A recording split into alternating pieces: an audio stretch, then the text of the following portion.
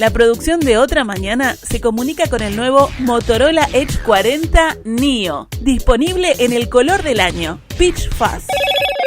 Hello, Moto.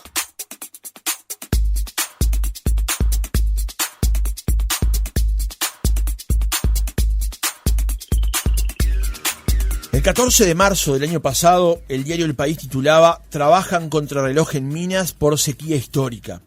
La nota se acompañaba de una foto de un dique completamente seco. Ese sería uno de los tantos títulos que día tras día la prensa utilizaría para describir el peor déficit hídrico de los últimos 74 años. Sobre mitad de 2023, el abastecimiento de agua complicó directamente a la zona sur del país y en particular al área metropolitana. Y en un momento de una semana estuvimos a punto de no tener más agua potable o bebible para su consumo.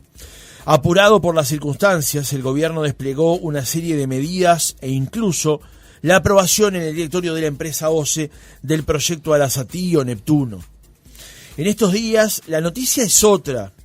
Días pasados, el observador informó que en enero de este año disminuyó el consumo de agua potable cuando el promedio se ubicó unos 60.000 metros cúbicos por debajo. La tendencia viene manteniéndose en febrero. En los primeros 14 días de este mes, el promedio es de 608.307 metros cúbicos, mientras que en 2023 fueron 659.075 metros y en 2023 la cifra se ubicó en 629.277.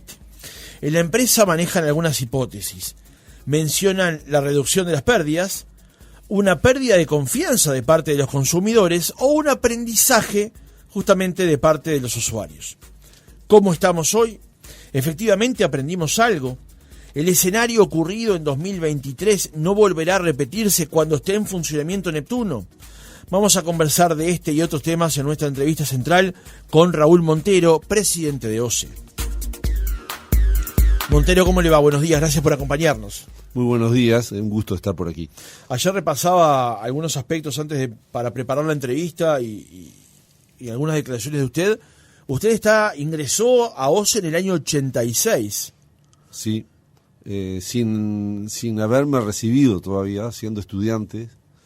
Ingresé y comencé a trabajar en una gerencia que ya no existe, se llamaba Funcionamiento del Interior, que tenía que ver, era una gerencia que coordinaba o dirigía todos los servicios del interior, o sea, dejaba por fuera Montevideo de su competencia.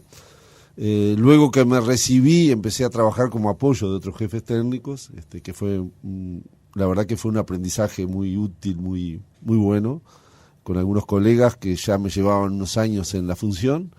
Luego me pasé a Durazno, tuve Durazno Florida, Durazno Flores. Como jefe técnico, hasta el 2009, en que paso como director de obra de la Intendencia de Durazno, y en el 2020 aparezco aquí en la presidencia de OCE. Usted asume en abril de 2020 justamente la presidencia de la empresa.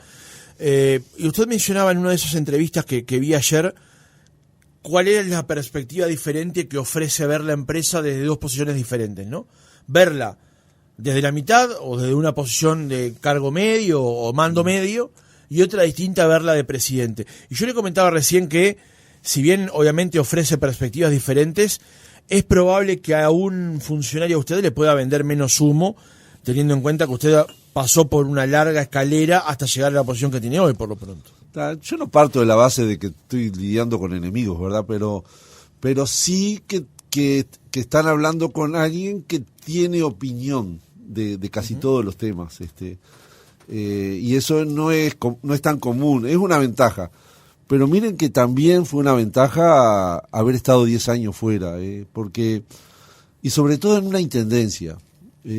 Nosotros, las intendencias son socios nuestros o víctimas nuestras a veces. Ajá. Porque, siempre digo, tenemos 1000 motivos diarios para tener un conflicto, porque a nosotros nos interesa lo que está por debajo del pavimento y a las intendencias les interesan los pavimentos, y nosotros para reparar las cosas nuestras tenemos que romper los pavimentos. Entonces estamos compartiendo un territorio, que bueno, yo creo que con muchas intendencias he mejorado la relación, que nos han entendido. Por supuesto que me llegan a veces enojos, y algunos son lógicos. A veces también ellos nos modifican cosas a nosotros que nos complican, pero bueno, hay que tratar de ser civilizados en la resolución de esos conflictos. Pero por eso esa ida de la OCE creo que me hizo bien. Es como mirar la OCE desde la vereda de enfrente, y eso le da otro punto de vista que es, a mí creo que me fue muy útil, fue un aprendizaje. Así que sí, más de 20 años en una jefatura técnica en el interior. La jefatura técnica se encarga, es como una OCE chiquita, porque salvo la parte comercial, que en ese momento estaba separado, me ocupaba de todo lo demás: tratamiento de aguas servidas, proyectos de redes, chicos, gestión de esa infraestructura, y bueno, y después verla toda la OCE juntas le da una sensación diferente. Los que antes uno los veía no como enemigos, pero sí como gente que no estaba en la misma pensamiento que uno, ahora los ve como gente que es necesaria y que tiene que cumplir su función para que la OCE funcione correctamente. Cuando usted asumió en abril del 2020, ¿imaginaba por algún momento que le tocara pasar lo que le tocó pasar en 2023? Cuando primero quiero felicitarlo porque el resumen fue muy bueno, salvo algún detalle en lo de la falta de confianza, o sea, que el consumo haya bajado por la falta de confianza. Creo que está perfecto el resumen. El agua que se ingiere, no sé si es el 1 o el 2%, anda entre el 1 y el 2% del agua, o sea, no pesa el agua que uno toma en lo que se consume, son otras cosas las que pesan. Tirar la cisterna pesa mucho más que el agua que uno puede llegar a tomar o a usar para cocinar. Pero contestando su pregunta, cuando yo entré no estaba fácil, estábamos con 30 o 40 días de agua nomás. Lo que pasa es que llovió a la entrada del otoño, llovió, y eso o al final, en el otoño llovió ahí, y nos hizo aliviar la situación.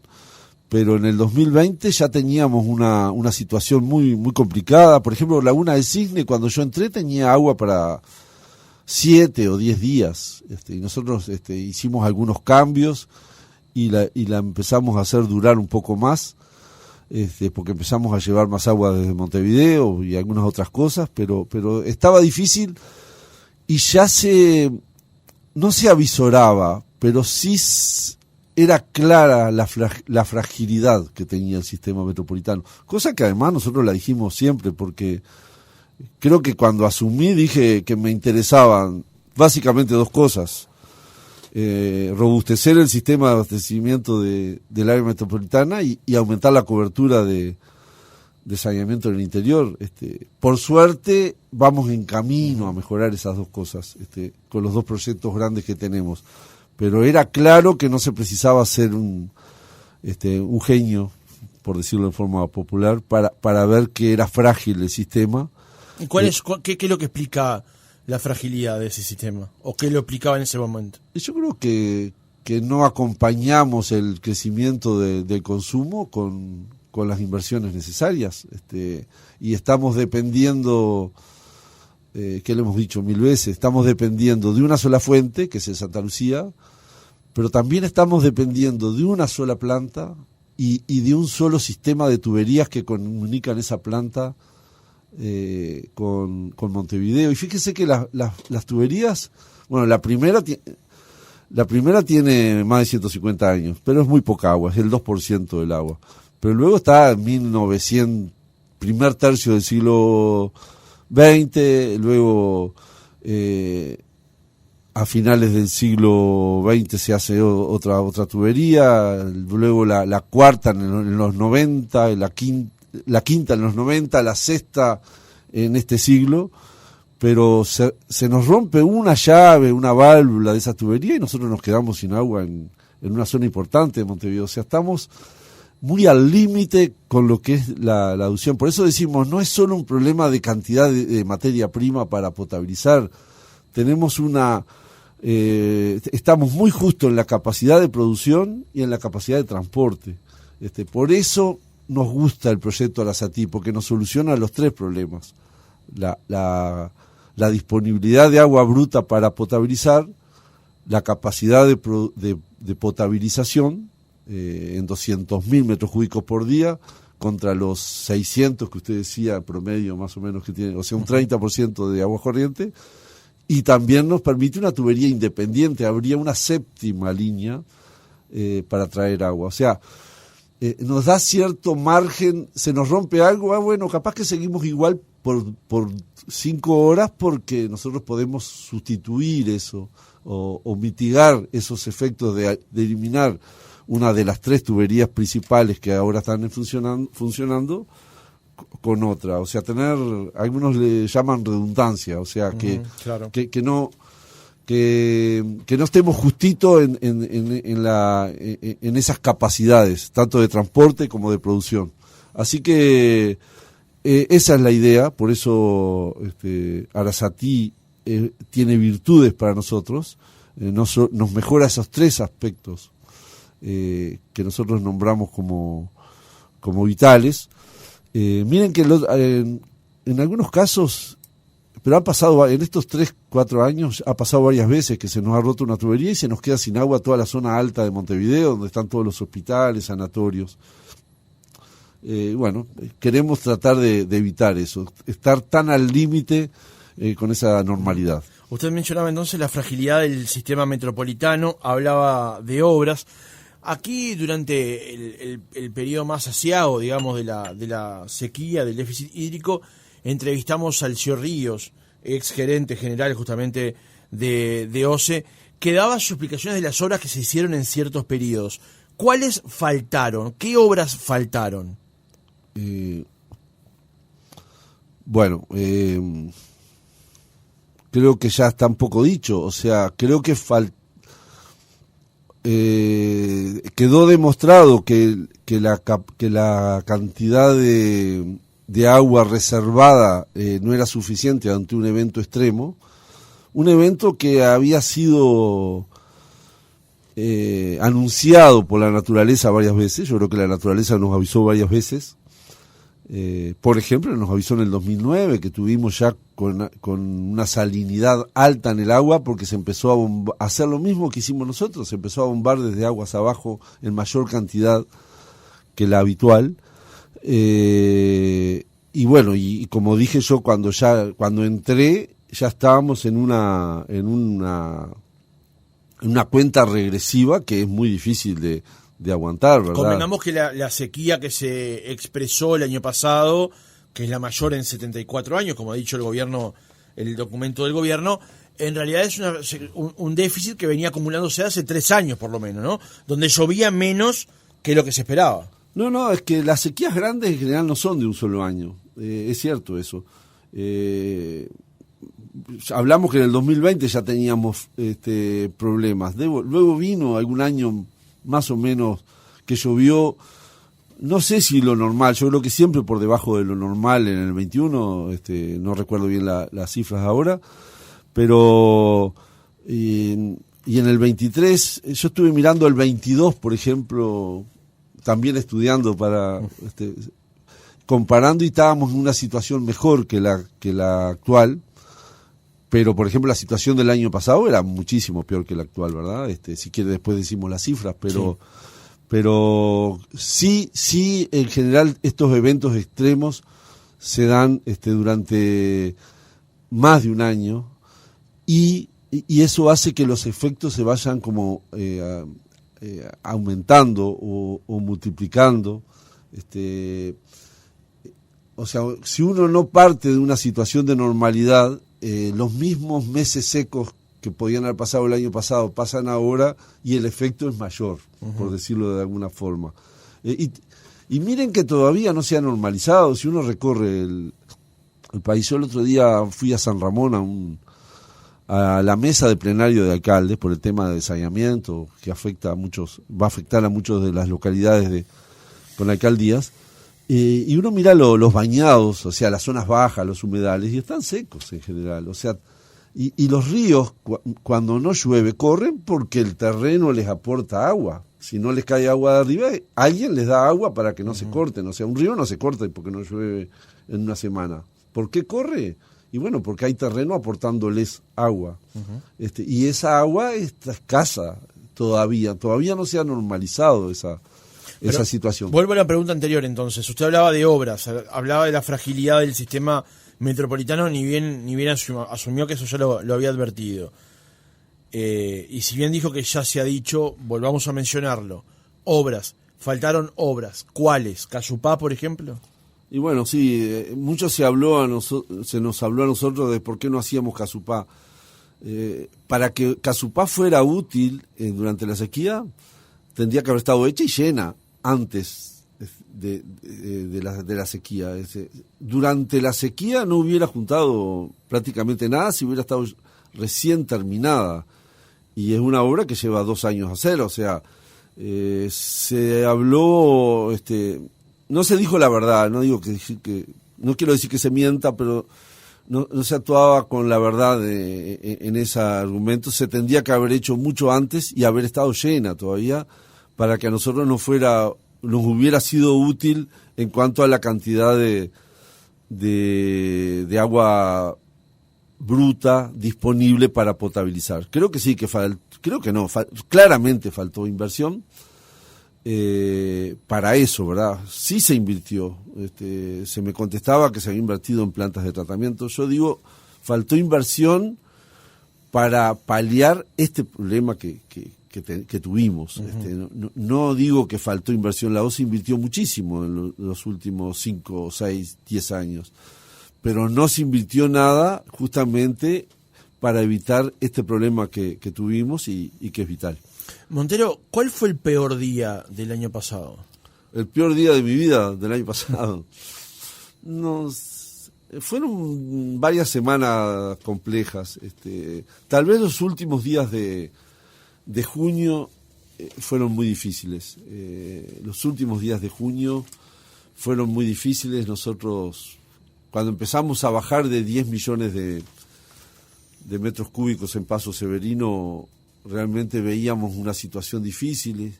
Teníamos duda de cuánta agua le podíamos realmente extraer a Paso Severino. Luego llegamos a 1 millón, o sea... El 5 de julio se llegó a 1.117.482 metros cúbicos. Ahí está. Por eso los últimos días de junio y principios de julio fueron difíciles. Costaba estar... teníamos una reunión diaria virtual en general con Presidencia, o sea, todo lo que se hacía estaba coordinado. Estábamos a contrarreloj haciendo la comunicación entre el río San José y el río Santa Lucía. Habíamos represado provisoriamente Santa Lucía en Velastiquí unas semanas antes, que eso nos permitía tener siempre agua disponible para trasvasar hacia Aguas Corrientes, porque el nivel aguas abajo de Aguas Corrientes es difícil explicarlo por radio sí, esto, claro. pero depende mucho de las mareas y de los vientos. Entonces hay veces que teníamos agua, pero se nos alejaba porque el viento estaba, por ejemplo, del norte y se nos iba hacia el Río de la Plata. Entonces no teníamos, nos quedaban fuera del agua las bombas, para decirlo lo más prácticamente posible y gráficamente. Entonces se hizo una represa provisoria de tierra, 10 kilómetros aguas abajo, es un lugar práctico para hacerlo, se eligió ese lugar por eso, y eso nos permitía siempre tener disponibilidad de agua para bombar, que la necesitábamos porque de no ser así, la única forma que teníamos era abrir más Paso Severino y no teníamos casi nada de agua, porque el río Santa Lucía Grande nos traía poquísima agua. O sea, Ahí se juntaban agua de 3 lados, de Santa Lucía Grande, de Santa Lucía Chico, que estaba en Paso Severino, y de aguas abajo del Santa Lucía Grande también, en este caso. Pero queríamos tener siempre disponibilidad de esa agua, y para eso hicimos Velastiquí. Después terminamos haciendo otro en Bullenthal, en el río San José. Era una forma de preservar el agua dulce que todavía había allí, y para que no se nos mezclara con el agua salada del Santa Lucía, porque ya estaba salada en ese momento. Quiero decir que ahora está dulce toda esa agua, porque ha corrido agua, y entonces ahora está dulce, o sea que estamos bombando desde aguas abajo, pero es agua que tiene los parámetros totalmente normales. Montero, 2 veces el año pasado, en el primer semestre, se definió cambiar, y también simplificando la conversación, la composición del agua, y la gente la percibía más salobre en las canillas. Se tomó una primera decisión y luego se tomó una segunda decisión. Creo que el 2 de mayo, por ahí. Sí. Exactamente. De no haber cambiado la composición del agua, llamémosle de alguna manera para simplificarlo nuevamente, ¿las reservas de Paso Severino se hubiesen agotado antes? Claramente. Si no hubiéramos ¿Cuánto antes? Y creo que hubiera terminado... cuando ya hacía las cuentas en febrero, y hacía la proyección de lo que veníamos gastando unos 400.000 metros cúbicos por día, o 500.000 metros cúbicos por día de Paso Severino, lo otro lo complementábamos con otra cosa, nos daba agua para llegar a abril. Yo me sentía no muy tranquilo, pero era satisfactorio para mí decir, tengo agua hasta fines de abril. En general los pronósticos decían que al principio del otoño se iba a empezar el fenómeno del Niño. Y miren que con esto no estoy echando culpas de equivocaciones. Creo entender que son todas cuestiones en cierta forma estadística, y no es muy fácil decir con precisión cuándo son los cambios climáticos a ese nivel planetario, casi podríamos decir. Pero era muy esperable decir que en abril teníamos una tendencia a normalizar. Eso no fue así, y entonces empezamos a ver que teníamos que empezar a hacer durar más esa agua, que si no hubiera llegado solo hasta abril. Y ahí tomamos la decisión de modificar los límites con el apoyo del Ministerio de Salud Pública, en 2 parámetros que claramente están fijados por la norma por razones organolépticas, se llama, o sea, por de sensación, de sabor y de olor, y no por razones médicas. O sea, no estamos cambiando un parámetro que tenga una razón médica porque genere una enfermedad si lo superamos. Estábamos cambiando algo que modificaba el gusto. El gusto es importante para el agua potable, ¿verdad? Nos enseñaron en la escuela, en tal programa de 4º año de escuela, que el agua no tiene que tener ni olor, ni sabor, ni color. Así que es importante, pero bueno, optamos por el mal menor, ¿verdad? O sea, porque ¿cuál era la otra alternativa que teníamos en ese momento? Bueno, una es subir la salinidad, eso que nos permitía usar más agua de aguas abajo y usar menos de Paso Severino. En Santa Lucía era una cosa que cada vez nos traía menos, y bueno, y la aprovechábamos, pero las variables que tenían era Paso Severino y aguas abajo, ¿verdad? El hecho de aumentar el nivel de cloruros nos permitía, y sodio, nos permitía usar más la de aguas abajo y menos la de Paso Severino, y así duramos más, como bien dijo usted. La otra alternativa era, le empezamos a dar agua por zonas a Montevideo. Se hizo en algunos lados. En San Pablo se hizo hace 7, 8 años, vivió una crisis terrible, similar a la que está viviendo Barcelona en este momento. O sea, sí, es desesperante lo que está viviendo Barcelona. Sí, o sea, y miren que no me afilio a la teoría de mal de mucho, consuelo de tontos. Digo que a veces contra la naturaleza tiene, y yo a veces digo gracias de que hay cosas contra las que nos cuesta luchar, porque nos da un poco más de humildad, y eso está bueno. Pero a ver cómo estábamos, la opción era dar agua por Cortar zonas. por zona, Claro, dar por pero zonas. ¿qué resignábamos si hacíamos eso? La calidad bacteriológica del agua. O sea, si uno no tiene continuidad en un suministro de agua, no tiene calidad bacteriológica, porque si uno tiene presiones cero en la red durante tiempos prolongados, lo que el riesgo que corre es que se introduzcan cosas en la red de afuera, Claro. y eso hace que entren virus, bacterias, hasta otros bichitos un poquito más grandes. Entonces optamos por cambiar los parámetros, modificar, como decía usted, la calidad, en este caso físico-química, y mantener una continuidad de presiones y suministro con esas características, pero eso nos permitía que a nivel bacteriológico teníamos una calidad excelente, porque a nivel bacteriológico no había problemas de colifecales, ni que es un indicador, ni presencia de ninguna bacteria patógena estadísticamente. Vamos a ir avanzando, Montero, porque se definió y se ejecutó una obra para dar justamente seguridad en el abastecimiento del agua potable, que fue el trasvase del río San José, justamente, que comenzó, ni bien los caudales de ese río lo permitieron, y se desarrolló en un tiempo récord, según el gobierno, de un mes esa obra justamente. Cuenta con una capacidad para suministrar 200.000 metros cúbicos al abastecimiento de la zona metropolitana, un tercio de lo que suele consumir a diario. Dos preguntas con respecto a esto. La primera es, ¿hoy en qué está esa obra? Y la segunda pregunta, y creo que es mucho más importante aún, es ¿por qué no se hizo antes esa obra del trasvase del río San José al río Santa Lucía? Se lo pregunto porque la empresa, cuando usted asumió, esto ya estaba en los papeles y la obra no se llevó adelante. La pregunta es ¿por qué? Bueno, ¿en qué está la obra? La obra siguió luego de que empezara a llover y al principio era entre el río San José y Velastiquí y volcábamos esa agua que se bombeaba, porque se llegó a bombear algunos días, después empezó a llover, se bombeaba entre ese espacio que está entre Aguas Corrientes y Velastiquí, ¿verdad?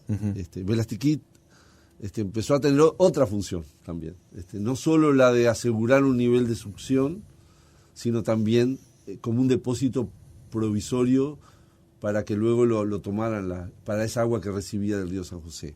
Ahora podemos decir que la obra continuó y ya llega a Aguas Corrientes. No la hemos usado todavía.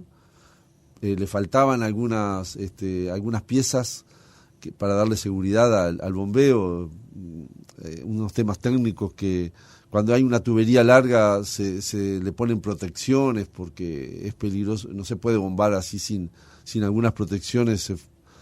Hay algún fenómeno de golpe de ariete que puede hacer que se rompa la tubería si no se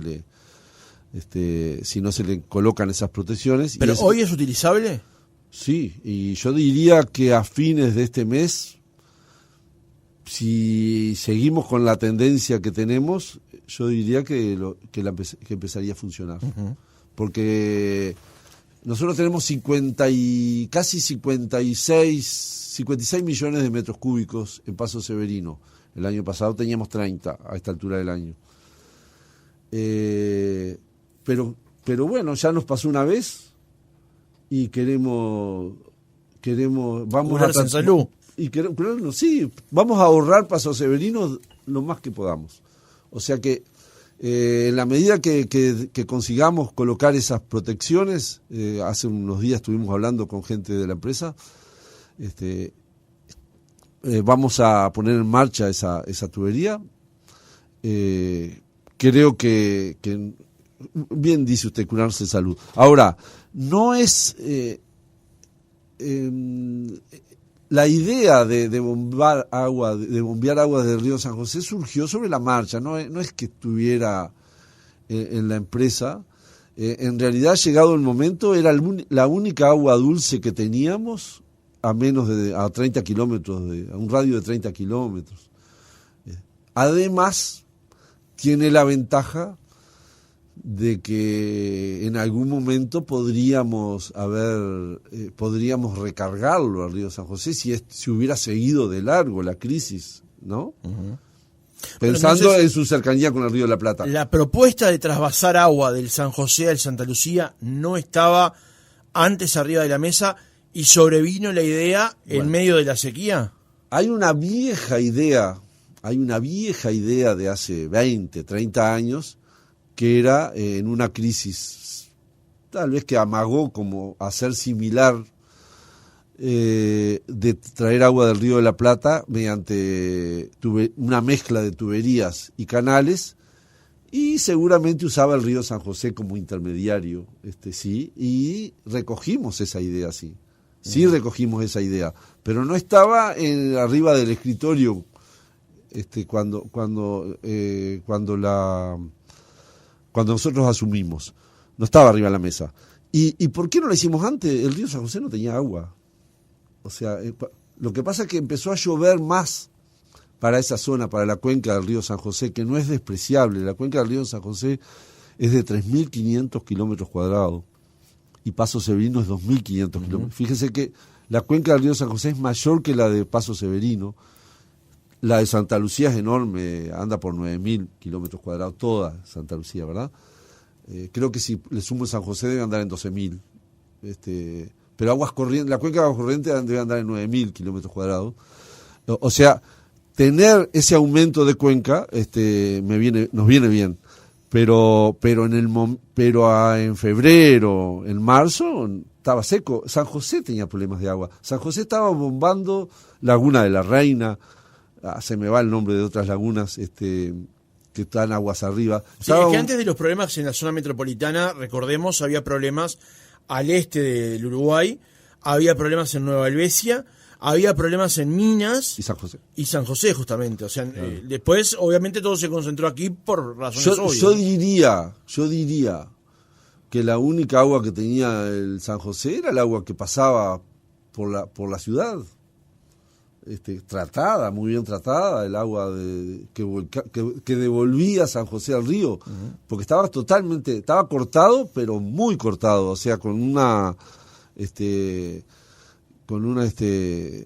diferencia de altura con el nivel de la represa bastante grande. Son bastante asustantes las fotos de esa época, y San José resistió gracias al trabajo de los funcionarios, de los técnicos que se ingeniaron, pero fue una dura lucha. Por suerte se resolvió antes y empezó a correr antes del río San José. O sea, llovió antes para esa cuenca que para la cuenca del Santa Lucía, y por eso pudimos decir. Y además había un bolsón de agua dulce que todavía no se había mezclado con el río Santa Lucía Bajo, llamémosle así, que estaba muy influido por el río de la Plata. Montero, tenemos poco tiempo y quiero introducir por lo menos 2 temas más, pero le hago una pregunta y le solicito una respuesta breve. ¿Qué uso se le ha dado a la planta desalinizadora que compró el gobierno? Bueno, voy a tratar de ser breve, Francisco. Cuando 5 de julio dijimos, bueno, se nos termina el agua de Paso Severino, aquí lo que queremos seguir teniendo agua corriente, pero va a ser mucho más salada. Tenemos que tener puntos de agua dulce en la ciudad. Esos puntos de agua dulce podían ser perforaciones, que algunas se hicieron. ¿Se acuerdan que se hicieron algunas en el Parque Valle? La Intendencia de Montevideo hizo algunas perforaciones también. Podíamos tener camiones cisternas provenientes de usinas que ya se estaban normalizando a ese momento, ¿verdad? O enchufar, si me permiten, una desalinizadora en la propia agua nuestra, que iba a estar salada, demasiado salada, y volverla dulce mediante la desalinizadora. Y, por ejemplo, producir 150.000, 200.000 litros diarios de agua dulce para repartir 2 o 3 litros por cabeza y imaginarnos un escenario de guerra. Eso no pasó, como bien dijo usted, el 6 de julio llovió y no llegamos a ese escenario. O sea, ese era el uso que le íbamos a dar a la desalinizadora que nos ayudó a conseguir UTEC, la universidad, lo cual mucho agradecemos. Además, mucho agradecemos la forma en que nos ayudaron a pensar ellos y a tratar de resolver esos temas. Teníamos otra desalinizadora de la cual no se habló mucho, que nos había aportado UPM, que ellos la usaron durante la época de la obra, y que luego que la obra terminó ya dejó de estar en uso. Pero bueno, eso era. ¿Y hoy ese equipo dónde está? Ahora está en la barra de Chuy, sacando cloruros a una perforación, o sea, mejorándole la calidad de agua a ese servicio. Y estamos pensando en seguir en ese tema o instalarlo en algún otro lugar para remover arsénico, para la cual también es útil. O sea, va a tener usos muy útiles, muy que los precisamos, y además usted quiere hacerle un uso académico, quiere seguir coordinando, conoce ese uso, así que para eso fue traído. Bien, decía que nos quedaban 2 temas. Uno tiene que ver con el menor consumo, ese lo vamos a dejar para más adelante. Vamos a dejar para más adelante también el tema del saneamiento, lo vamos a convocar para un nuevo reportaje y conversar sobre eso. Bien. Entendiendo que OSE es responsable del saneamiento en el interior y no en la capital. En la capital de eso se encarga la Intendencia de Montevideo. Le quiero hacer un par de preguntas muy breves con respecto al tema del Plan Neptuno o Proyecto Arasatí, como sea que se le llame. ¿En qué punto estamos hoy con respecto a ese proyecto? Está adjudicado. Estamos con la parte, a fines de junio terminaría las autorizaciones ambientales y nosotros queremos llegar conjuntamente con las expropiaciones, y las empresas llegarán con su ingeniería financiera para lograr que a partir de esa fecha ya podamos arrancar con la obra. El proyecto que se definió no es el proyecto original, sufrió algunos cambios. ¿Cuáles son? Bueno, sufrió muchos cambios. Fue una larga negociación. El que está ahora, estamos en 200.000 metros cúbicos diarios. Pero básicamente es una usina colocada cerca del paraje Arasatí, que eso no es casualidad, porque ahí hay como una especie de profundidad que es necesaria para que un colector de más de 1,5 metros tenga una profundidad tal que no se produzcan vórtices o remolinos y que entre aire a la tubería. O sea, uno precisa profundidad, eso se da en ese lugar. Además, yo creo que no hubo cambios. Y al principio empezamos con una tubería mayor, fuimos conversando, después llegamos a lo posible, a lo que entendimos posible, y estamos con esa tubería, usina y toma capaz de aportarle 200.000 metros cúbicos por día. Recordemos, como bien dijo usted, que el promedio anda en 600.000 en estos días de verano. El hecho de que esté funcionando Arasatí o Neptuno en algún momento y vuelva a darse una coyuntura como la que ocurrió el año pasado, que como dijo usted es el acumulado de 3 años anteriores por lo menos, hace que no lleguemos nunca más a un punto como en el que estuvimos el 5 o 6 de julio del año pasado. Bueno, yo hago el nunca más es difícil de decirlo. Me encantaría poder decirlo, pero sí le puedo decir que si yo hubiera tenido 100 días funcionando Arasatí el 5 de julio, me hubiera ahorrado 20 millones de metros cúbicos de Paso Severino, y es mucho. Solo digo eso, o sea, porque 100 por 200.000 da 20 millones. Así que yo creo que eso indica que es un aporte fundamental para darle seguridad al abastecimiento de Montevideo. El hecho de que ahora OSE esté encarando el proyecto Arasatí Neptuno, que esté encarando también el proyecto que tiene que ver con saneamiento en algunos puntos del interior que hoy no lo cuentan, hace que el proyecto Casupá quede relegado, quede suspendido. ¿Se va a hacer? ¿Cuándo se iría a hacer? Bueno, no en este pedido, es imposible. Estamos tratando de empezar esos 2 proyectos grandes. nosotros no desechamos el proyecto Casupá.